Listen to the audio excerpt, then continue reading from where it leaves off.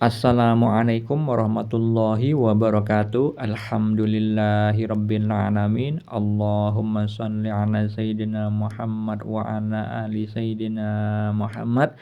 Kali ini saya bagikan kisah mimpi yang dialami seorang istri yang suaminya itu mendapat bimbingan spiritual jarak jauh dari saya, yang mana suaminya itu saya anjurkan untuk bermujahadah sholawat ya Sayyidi ya Rasulullah, yang kemudian diikuti oleh istrinya, dan istrinya mengalami mimpi-mimpi petunjuk tentang kedudukan spiritualnya, tentang dirinya dan juga tentang suaminya dan juga tentang orang lain.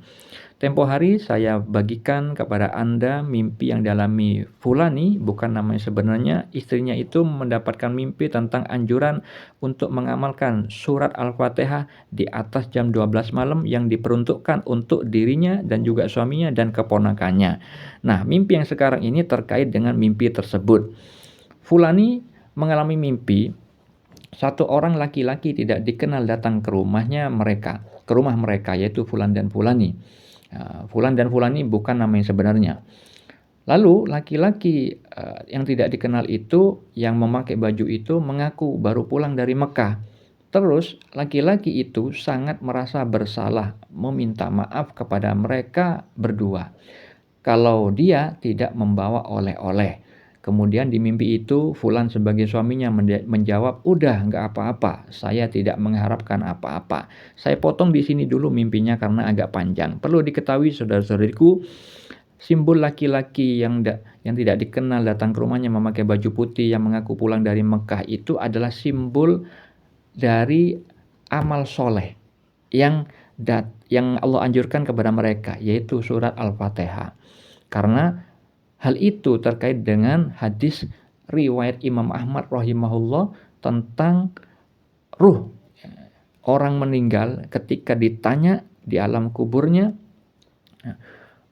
Maka saya potong hadis itu, ketika selesai pertanyaan diajukan kepada ruh itu dan berhasil menjawab dengan baik, akhirnya datanglah seorang laki-laki berwajah tampan kepadanya, berpakaian bagus, beraroma wangi, lalu mengatakan, "Bergembiralah dengan apa yang menyenangkanmu.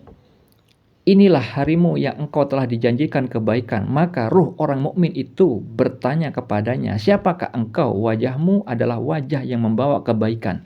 Dia menjawab, "Aku adalah amalmu yang soleh." Jadi amal soleh itu diwakilkan dengan simbol laki-laki yang memakai baju putih yang mengaku pulang dari Mekah. Nah, itulah yang terjadi pada mimpi Fulani. Jadi Allah itu memberikan simbol itu adalah memberi petunjuk bahwa amal soleh yang Allah anjurkan, yaitu surah Al-Fatihah, itu adalah wujud dari keridhaan Allah. Karena laki-laki tidak dikenal itu memakai baju putih, yang mana baju putih itu terkait dengan hadis Nabi bahwa warna putih, ya, pakaian putih itu adalah baju terbaik untuk umat Islam. Nah, itu simbol perwakilan dari kesucian, dari kebaikan.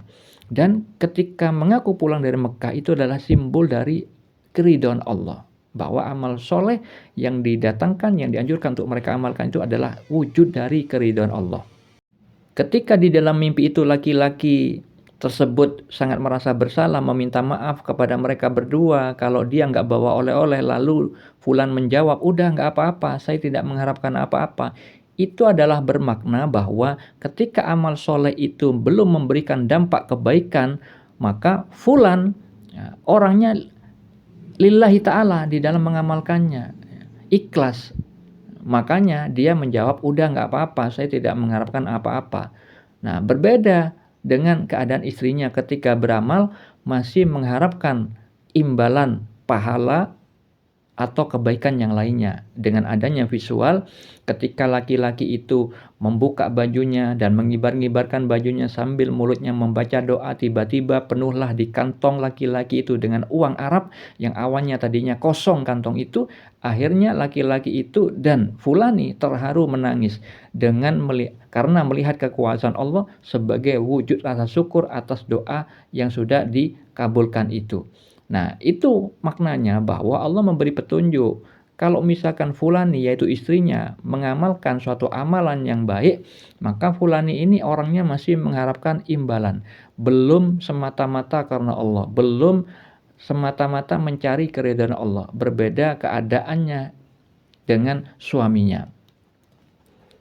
Setelah laki-laki itu pergi sejenak, kemudian kembali lagi membawa tas berisi pernak-pernik oleh-oleh dari Arab yang diserahkan kepada fulan dan fulani, itu bermakna ketika amalan soleh itu mereka kerjakan dan kemudian membawa dampak kebaikan kepada mereka berdua dan mereka bersyukur atas kebaikan yang Allah berikan, maka Allah akan menambah nikmat kepadanya sebagaimana Allah berfirman di dalam surat Ibrahim ayat 7 bahwa barang siapa bersyukur atas nikmat Allah maka akan diberikan tambahan nikmat yang lain.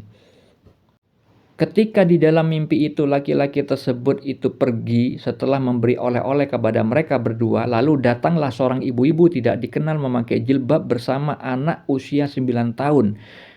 Ibu-ibu bersama anak usia 9 tahun itu adalah simbol perwakilan dari Asmaul Husna Allah yang Maha Penyayang. Ketika ibu itu mengetuk pintu, lalu fulani membuka pintu tersebut, kemudian ibu itu mengatakan kepada fulani, kok kamu masih di sini? Itu bermakna Allah yang Maha Penyayang memberikan rahmatnya kepada si pemilik rumah itu, yaitu fulan dan fulani. Namun ada tujuan khusus di dalam mimpi itu. Kenapa yang divisualkan itu hanya fulani saja yang ditanyakan oleh seorang ibu-ibu itu. Kok kamu masih di sini? Maksudnya adalah kenapa fulani itu masih menempati rumah standar. Jadi saudara-saudariku, makom atau kedudukan spiritual terkadang Allah visualkan berupa menempati suatu ruangan, suatu kamar. Yang mana ketika seorang itu menempati rumah standar, tidak ada panggungnya, tidak ada tangganya, tidak ada perbedaan ketinggian dari tanah, itu bermakna orang itu masih makomnya muslim, yang sukanya senang-senang, ya ketika diberi kebaikan suka, tapi ketika diberi keburukan mengeluh. Nah, istrinya itu yaitu fulani itu makomnya seorang muslim karena masih divisualkan oleh Allah di dalam mimpi itu menempati rumah standar. Nah, makanya dikatakan kok kamu masih di sini. Artinya Allah itu memberikan anjuran. Nah, kenapa dia masih mengamalkan amal soleh itu seperti orang-orang yang pada umumnya, pada kebanyakan yang masih mengharapkan imbalan. Bukannya kamu mengabdi saja kepadaku sebagaimana suamimu dalam mengamalkan amal soleh, lillahi ta'ala hanya mencari keridhaanku, mengabdi kepadaku. Jadi ada anjuran kepada fulani agar kedudukan spiritual suaminya yaitu fulan itu bisa dicapai oleh dirinya. Nah, makanya kepolosan fulani ini ada pada visual berikutnya. Ketika fulani ditanya seperti itu, dia menjawab, lah ini rumah saya. Nah itu bukti dari kepolosan seorang muslim, tidak mengetahui hakikat tujuan Allah memberikan ujian kebaikan tersebut. Kemudian di dalam mimpi itu, fulan menghampiri ibu-ibu itu dan memeluk juga mencium ibu tersebut. Itu bermakna Allah yang Maha Penyayang lebih mencintai fulan karena dia beramal soleh tanpa mengharapkan apa-apa dari Allah. Hanya mengabdi kepada Allah semata-mata mencari keridhaan Allah. Nah ini terkait dengan hadis tentang ruh.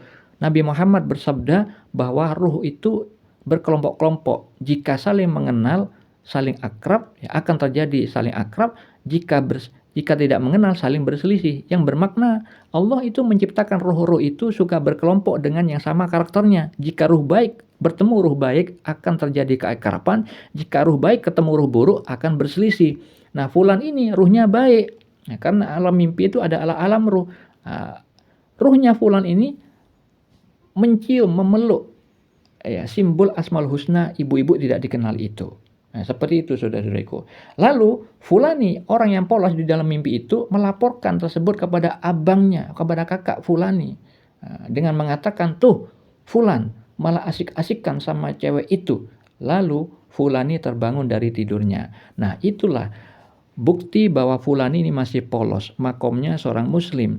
Di dalam mimpi itu pada akhirnya Allah tunjukkan bahwa fulani tidak mengerti bahwa Asmaul Husna yang diwakilkan dengan seorang ibu-ibu itu, dia anggap fulan itu menyeleweng, berselingkuh. makanya di dalam kehidupan nyata dia pencemburu ketika bermimpi seorang perempuan. Seperti itu maknanya saudara-saudariku, semoga bermanfaat.